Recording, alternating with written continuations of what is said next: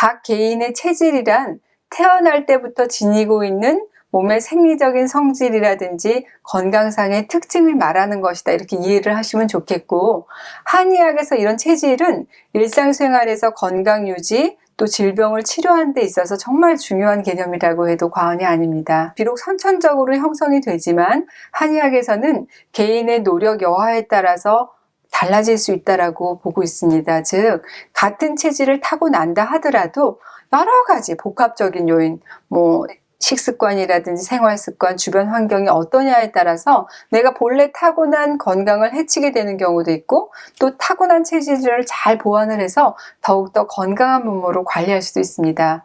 최근에 유전자 연구에 의하면 하나의 질병이라고 하는 것은 단순히 하나의 원인에 의해서 생겨나는 게 아니라 일상의 습관이라든지 환경에 작용해서 질병이 발생하는 것으로 보고 있습니다. 그렇기 때문에 우리가 숙면을 취하지 못한다든지, 피로가 장기적으로 너무 많이 누적이 된다든지, 운동을 전혀 하지 않는다든지, 이런 생활 습관에서부터 과도한 스트레스, 만성 통증, 체중과 체온의 변화 등에도 영향을 받게 되는 겁니다. 주변을 보면 이상하리 많지 살이 안 찌는 사람이 있습니다. 다이어트를 계획하시는 분들이 제일 부러워하는 유형의 사람일 텐데요. 같은 양, 같은 음식을 먹었는데도 불구하고 어떤 사람은 살이 더 쉽게, 더 많이 찌고, 또 어떤 사람은 살이 덜 찌는 이유는 바로 체질이라는 게 서로 다르기 때문입니다. 기본적으로 신진대사가 원활하지 못해서 자꾸만 살이 찌는 체질이라면 음식의 유혹을 참아가면서 무리하게 다이어트를 해봤자 헛수고가 될 수 있습니다. 그래서 다이어트를 하려면 가장 기본이 되는 게 바로 내 몸의 신진대사부터 최상의 상태로 끌어올려야 되는 게 굉장히 중요하고, 또 그러기 위해서는 자신이 어떤 체질에 해당하는지에 대해서 파악하는 게 먼저라고 할 수 있습니다. 일반 대중에게 가장 널리 알려진 체질의학은 조선 후기 이재마 선생님이 만들어낸 사상의학이라고 할 수 있을 텐데요. 많이 들어보셨죠? 기존 한의학이 음양오행에 기반을 둔 데 반해서 이 사상의학은 유교적인 사원구조를 기반으로 인간의 4가지 체질로 구분을 했습니다. 여러분들도 잘 아시는 태양인, 태음인, 소양인, 소음인이 바로 그 사상, 4가지 상의 체질인데요. 이런 체질에 따라서 사람의 생김새, 성격, 그리고 음성, 머리카락, 식성까지도 차이가 납니다. 그렇기 때문에 평소에 체질을 잘 파악을 하고 있다면 자신의 몸과 마음의 장단점을 자세히 파악해서 건강한 일상생활을 유지하고, 또 질병으로부터 스스로를 잘 보호할 수 있겠죠. 또 병에 걸렸다고 하더라도 좀 더 수월하게 치료를 할 수 있는 것이에요. 사상체질의학에서는 모든 사람이 4가지 체질 중에 하나의 체질에 해당한다고 보지만, 사실 누구든지 한쪽 체질에만 100% 완벽하게 속하는 것은 아닙니다. 일반인이 구분하는 것은 쉽지가 않고 얼마든지 변할 수 있는 게 또 체질이기도 합니다. 소음인의 체질적인 그런 신체적인 특징을 살펴보면 상체는 약한데 하체가 많이 발달되어 있습니다. 소음인은 전체적으로 키가 자그마하고 몸집이 갸냘프신 분들이 많아요. 상체에 비해서 하체가 발달했지만 대체적으로는 균형이 다 잘 잡혀 있습니다. 얼굴은 갸름하고 또 눈, 코, 입도 그다지 크지 않으면서 올망졸망 예쁜 편이고요. 대개는 얌전하고 온화한 인상을 주고, 또 미남, 미녀가 이 소음인들에게 많고요. 평소에 땀을 잘 흘리지 않습니다. 소음인들의 목소리는 되게 약하고 부드럽고, 그 걸음걸이는 얌전하고 안정되고 굉장히 자연스러운 특징을 가지고 있고요. 반면에 소양인은 상체가 많이 발달하고 하체는 약한 체질입니다. 보통 체격은 마르고 강단 있는 분들에게 많고요. 하체에 비해서 상체가 많이 발달해서 여성 중에 소양인 여성들은 가슴이 큰 사람이 많은 편이죠. 얼굴의 턱이 좀 이렇게 뾰족하다고 할까요? 눈매가 날카롭고 광이 나고 머리가 앞뒤 짱구인 분들이 많습니다. 보통 눈가에 웃음이 많고 경쾌하고 가벼운 인상을 주는 경우도 있고요. 땀은 평소에 없지만 잠잘 때 땀을 많이 흘리는 경우도 가끔은 있습니다. 목소리가 쉽게 하이톤으로 높아지고 몸을 막 흔들면서 빠르게 걷는 사람이 있다. 그러면 소양인이구나, 이렇게 좀 짐작을 하시는 것도 편하실 것 같고요. 태음인들은 일단 사장님 스타일이라고 할까? 이목구비, 체격이 굉장히 건장하고 좀 살찌신 분들이 많습니다. 골격과 근육이 발달했고 체격은 크고 허리가 굵어요. 살찌신 분들이 많고 얼굴도 뭐 둥글둥글 하시고 눈, 코, 입이 다 큼직큼직하고 의젓하고 점잖은 그런 인상을 가지고 있습니다. 이 태음인들은 평소에 땀을 좀 많이 흘리는 편인데 땀을 흘리면 몸이 개운한 느낌이 드는 체질 태음인입니다. 목소리는 좀 굵고 탁하면서도 부드럽고 걸음걸이가 의젓하고 무게가 있어 보인다고 한다면 태음인이다라고 생각을 하셔도 좋을 것 같아요. 태양인은 흔하지 않아요. 우리나라 사람 100명 중에 한두 사람에 불과할 정도로 극히 드문 체질인데 하체와 허리가 약하고 체구가 좀 단정하지만 상체에 비해서 하체와 허리는 약한 편입니다. 또 대개로 태양인들은 머리가 좀 크고 몸은 말란 또 깔끔한 인상에 눈에 굉장한 총기가 있다고 하죠. 땀은 적당히 흘리는 편이고 목소리 톤이 높고 잘 넘어지는 특징이 있습니다. 체질별로 성격과 건강도 틀린데요. 이 소음인들은 주로 꼼꼼하고 내성적이고 모든 일을 완벽하게 처리해야지 마음이 놓일 정도로 철두철미하기 때문에 아주 정교함을, 디테일한 걸 요하는 직업이라든지 세밀한 작업을 필요로 하는 일이 잘 맞습니다. 그러나 이 철두철미한 성격이 많기 때문에 다른 체질보다 살이 잘 안 찌는 체질이고요. 또한 소음인은 신대비소라고 해서 이런 특징을 갖고 있어서 신장 기능은 크다 작다가 아니라 신장 기능은 강하지만 비장 기능, 소화기 계통이 약한 편입니다. 그래서 소화 흡수에 어려움을 겪는 경우가 많고 기력도 약하고 소화 기능이 약하기 때문에 이에 따른 어떤 비만이 생길 확률도 높습니다. 몸의 순환이 원활하지 않아서 신진대사가 늦어지면서 노폐물들이 쌓여서 비만이 되기도 하고 먹는 양이 적다고 해도 아랫배가 늘 그득하다든지 장 기능이 약해서 대소변이 원활하지 않아서 살이 찔 수도 있습니다. 살이 찔 경우에는 살이 잘 안 찌지만 찐다고 한다면 하체 비만이 될 가능성이 큰 체질이 바로 소음인인데요. 선천적으로 이 신장과 방광, 자궁 부위가 잘 발달했기 때문에 아랫배라든지 엉덩이, 허벅지 부위가 굵어지기가 쉬워요. 그래서 전체적으로 보면 말랐는데 허벅지 아랫배 쪽만 굵은 하체 비만 타입이 많은 편입니다. 소음인이 건강하게 생활하려면 일단 스트레스를 잘 풀고 이 소화기, 위장 건강에 신경을 쓰셔야 됩니다. 원래부터 신경이 예민한 편이기 때문에 스트레스 해소를 위해서 운동을 하고 활동적인 일을 갖는 게 건강에 좋고요. 특히 소음인들에게는 소화기 장애라든지 혈액순환 장애, 또 심장 쇠약 등의 신경 증상, 또 몸이 차서 오는 증상이 많은 편이죠. 그래서 항상 몸을 따뜻하게 하고 음식도 주로 이렇게 냉한 것보단 따뜻한 음식을 위주로 드시는 게 좋습니다. 소음인들이 먹으면 좋은 식품은 찹쌀, 돼지고기, 벌꿀, 대추, 마늘, 생강, 고추, 양파 다 열성 식품들이죠. 평소에 몸을 따뜻하게 해주는 인삼차, 계피차, 생강차 이런 것들을 드시면 도움이 되고요. 냉면, 참외, 수박, 맥주 이런 몸을 차게 하는 음식들은 가급적이면 안 맞습니다. 또 소화 기능이 평소에 약하기 때문에 식사할 때 꼭꼭 씹어서 먹는 거 굉장히 중요하고 소음인들은 원래 좀 기력이 딸리신다 하시는 분들이 많아요. 그러니까 과도하게 사우나에서 땀을 많이 흘리는 것도 피해 주시는 게 좋고요. 탈진할 정도로 체력 소모가 큰 운동은 오히려 독이 될 수 있습니다. 자신의 건강을 고려하고 신체 각 부위를 골고루 활동시켜서 적당한 근력을 유지시키시고 자세를 유연하게 만드는 운동이 좋습니다. 소양인들 비대신소 가지고 있습니다. 비위장 기능은 강하지만 신장은 약한 편이죠. 소화 기능이 발달해서 폭식, 과식을 잘하는 소양인들은 가리지 않고 드시는 까닭에 음식 때문에 탈나기가 쉬운 체질입니다. 비교적 성격이 굉장히 급하기 때문에 느긋한 걸 견디지 못하고 주변 환경에 스스로 억압되는 것도 참지 못하는 유형이죠.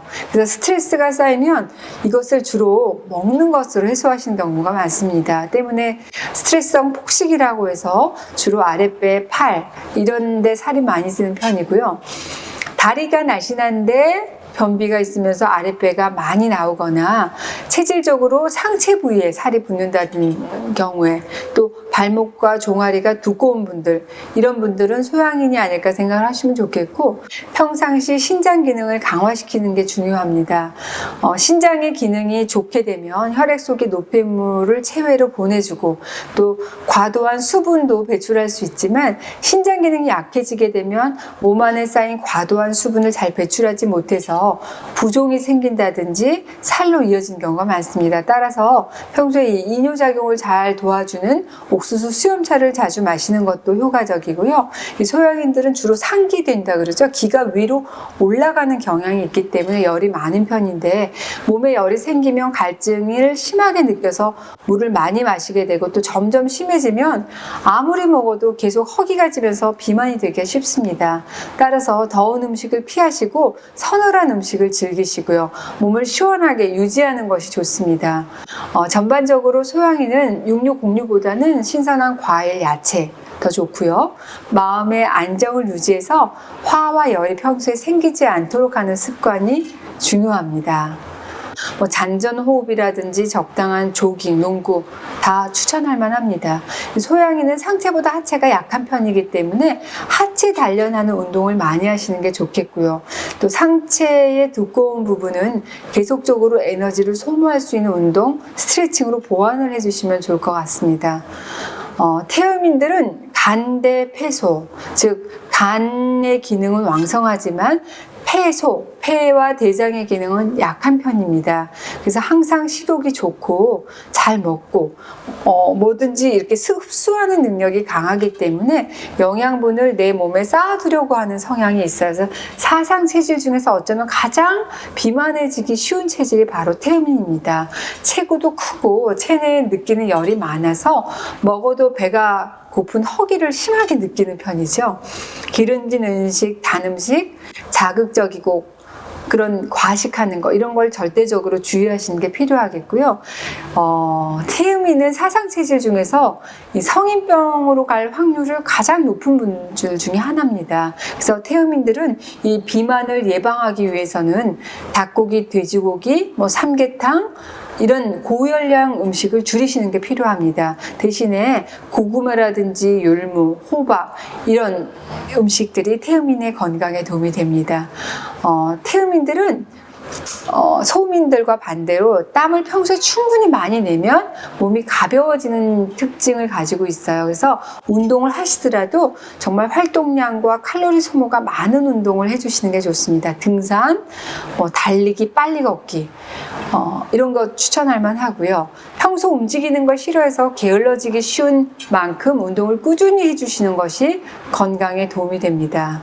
태음인들은 평소에 대장 기능을 강화하는 지압이나 마사지를 꾸준히 하게 되면 이 변비를 해소하는 데 도움이 되는데, 이 태음인들이 장이 약하기 때문에 변비가 생기기 쉽기 때문입니다.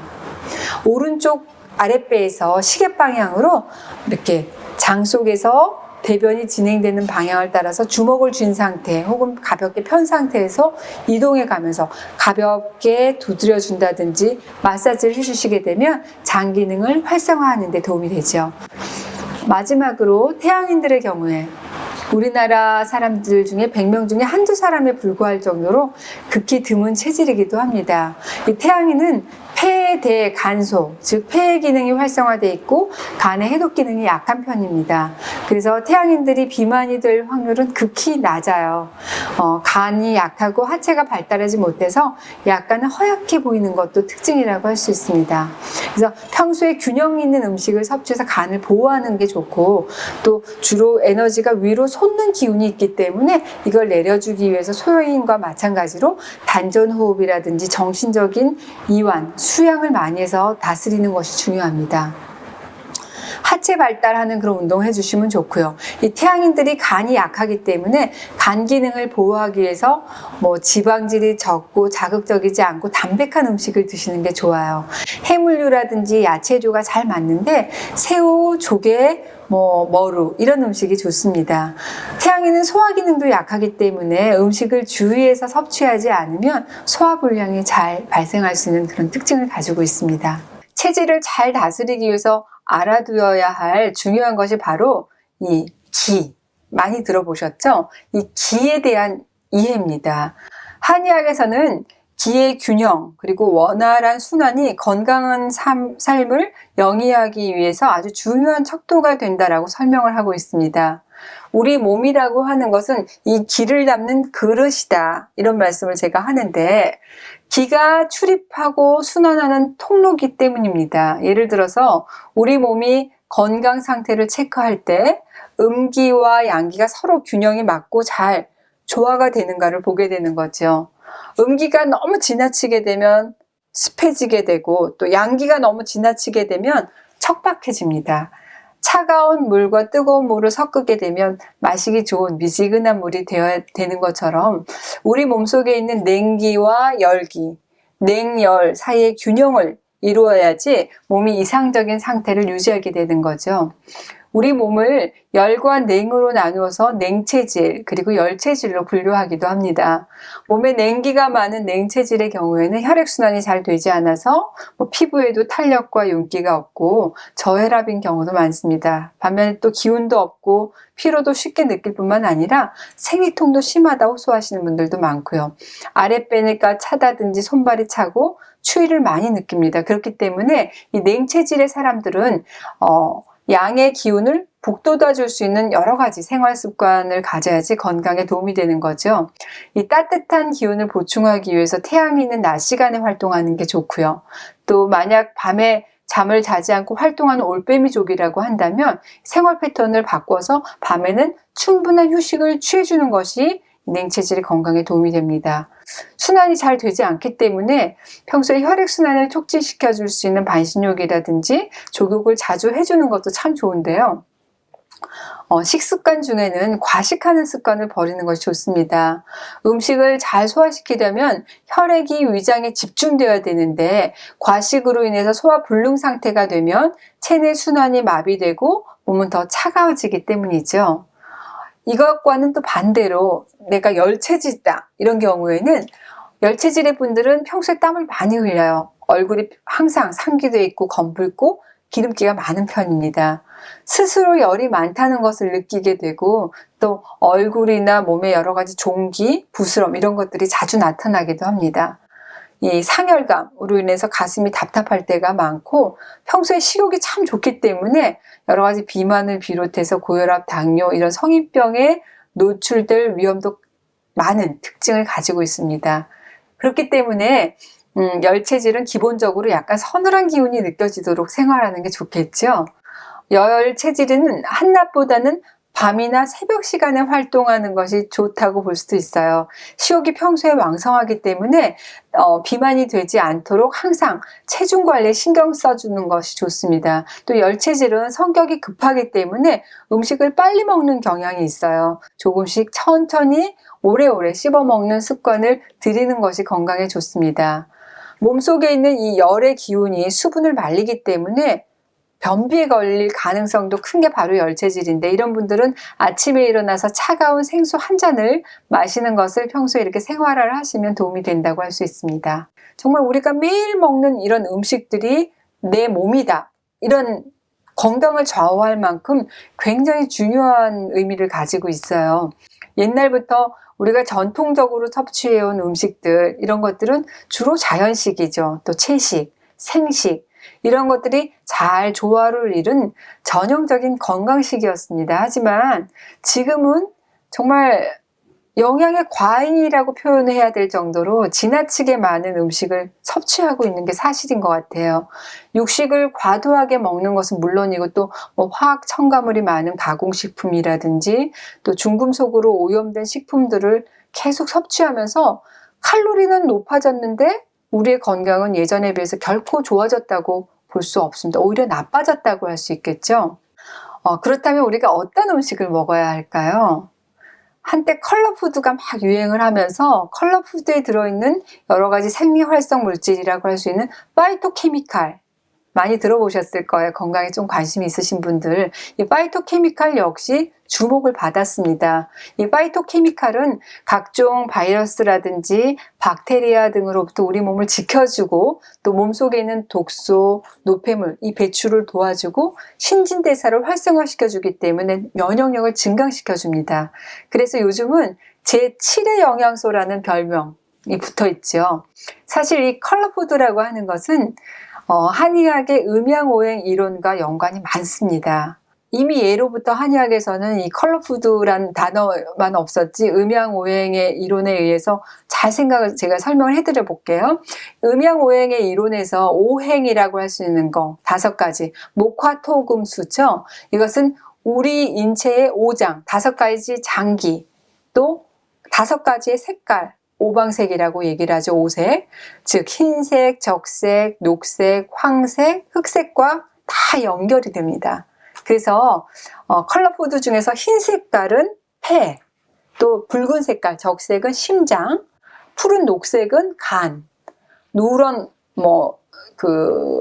대표적인 게 뭐가 있을까요? 호박 같은 거 이런 것들은 위장, 그리고 흑색, 검정색 컬러푸드의 음식은 신장하고 연결이 되어 있어서 각 장기에 적합한 색깔의 그런 컬러푸드 식품을 섭취하게 되면 그 장기의 기능을 훨씬 더 활성화시켜 줄 수 있다는 게 옛 문헌에 보면 이미 나와 있습니다.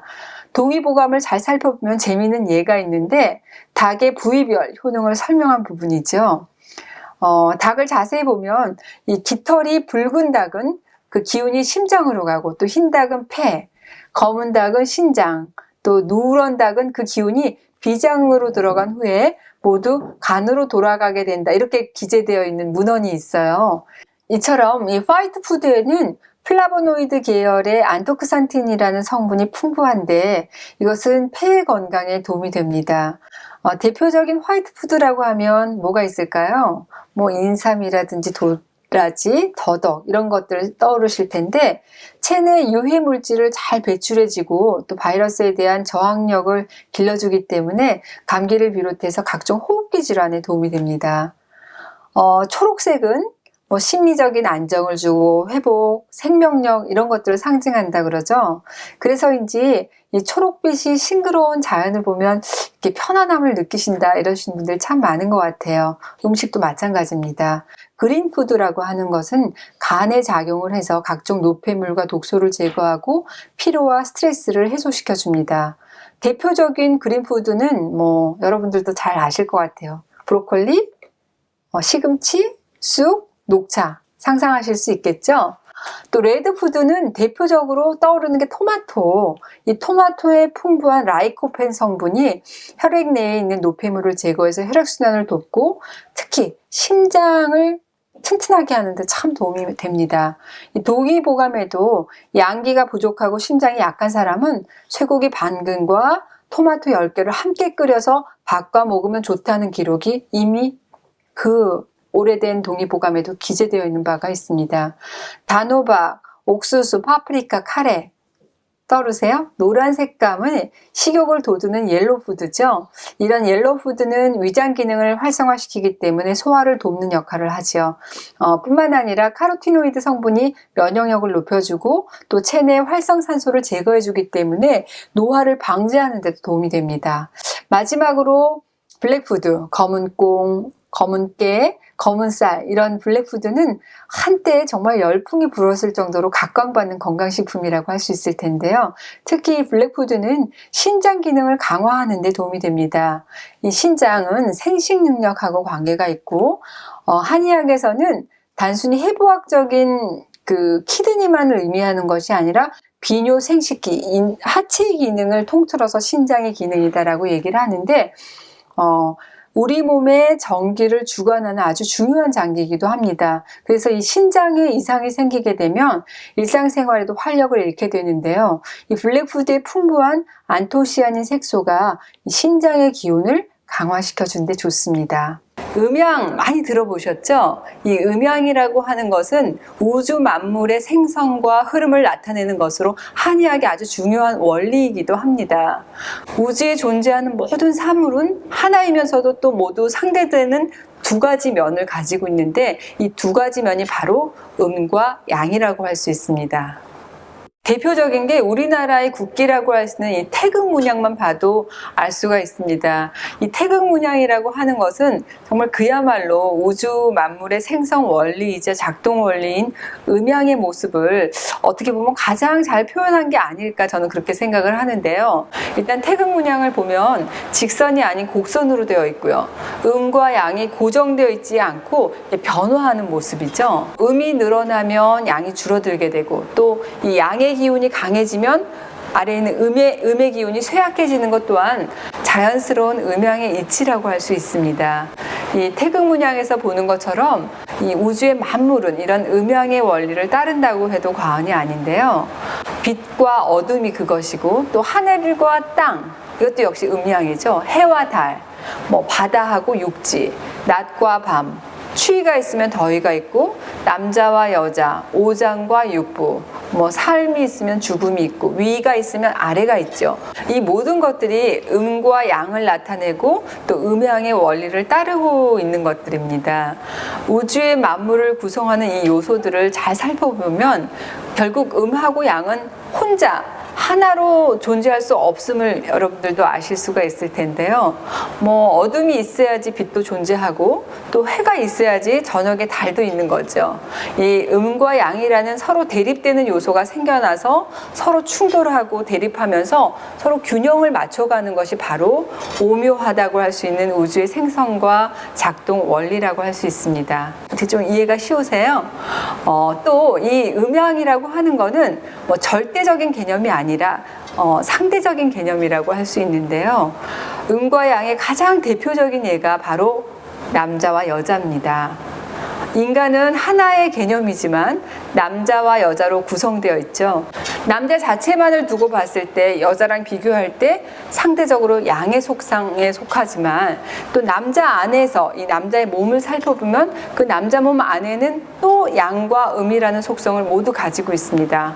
사람의 이 몸을 봤을 때 상체와 하체를 놓고 본다면 상체는 양이고 하체는 음이 되는 거죠. 위아래로 있으니까. 또 인체의 앞과 뒤로 따진다면 가슴과 배가 있는 이 앞쪽은 음에 해당하고 또 뒤쪽에 있는 등은 양이 되는 겁니다. 그리고 또 자석에서 N극과 S극이 서로 있잖아요. N극이 S극을 끌어당기는 것처럼 음은 차가운 성질을 가지고 있기 때문에 반대되는 속성, 더운 것을 굉장히 좋아하고 또 양의 성질이라고 하는 것은 열이 많고 덥기 때문에 상대적으로 그 더운 것을 완화시키기 위해서 차가운 것을 좋아하는 것입니다. 한의학에서 말하는 사람이 가장 건강한 상태다. 한마디로 표현해라. 그럼 바로 두한조결입니다. 많이 들어보셨을 거예요. 두한조결의 원리도 마찬가지예요. 신체에서 이 머리라고 하는 거는 양의 속성을 가지고 있고 하늘을 향해 있죠. 반대로 발은 음의 성질을 가지고 있고 우리가 발이 땅을 밟고 있습니다. 그래서 머리는 차갑게 해야 되고 발은 따뜻하게 해주는 것이 건강을 유지하는 가장 좋은 방법이라고 하고 있죠.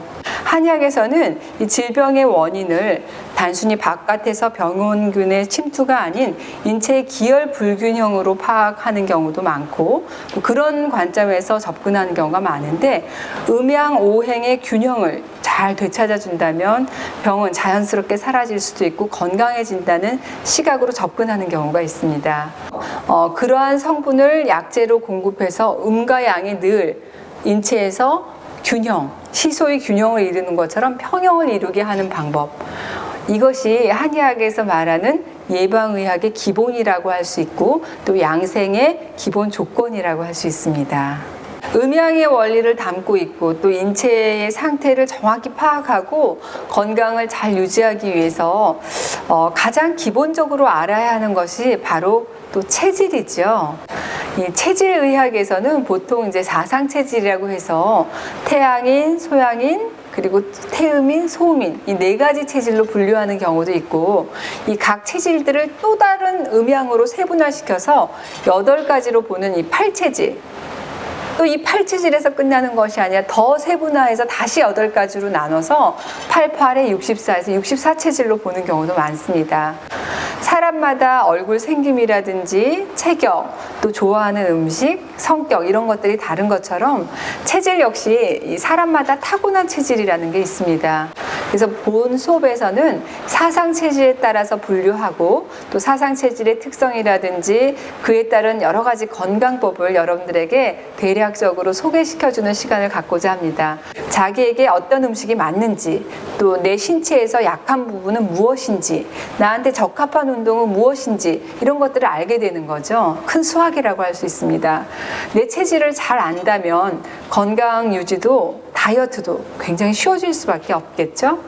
체질은 타고나는 거지만 우리가 먹는 식습관이라든지 여러 가지 생활 습관, 환경 어떻게 관리하는가에 따라서 좋은 방향으로 개선시킬 수 있기 때문입니다. 건강 유지의 기로에 서 있는 4050 세대 여러분, 이 수업을 통해서 자신의 체질을 정말 건강하게 유지하고 다스리는 방법을 깨닫고 오늘부터라도 일상생활에서 이걸 잘 실천을 해서 어제보다 나은 오늘, 또 오늘보다 건강한 내일을 만드는 데 도움이 되셨으면 좋겠네요.